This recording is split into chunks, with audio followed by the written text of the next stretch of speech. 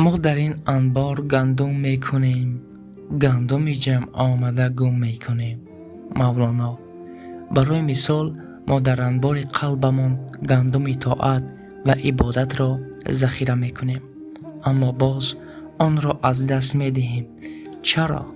زیرا موشی هوا و هوس در انبار قلبمان خانه کرده است و هرچی از گندم طاعت و عبادت ذخیره میکنیم، آن موش نفسانی آمده آنها را می دزدد و به تباه میکند. به تدبیر قرآن حبط عمل می شویم. معنای حبط عمل در زبان تاجیکی به اثر گشتن اعمال، برباد رفتن عمل ها است.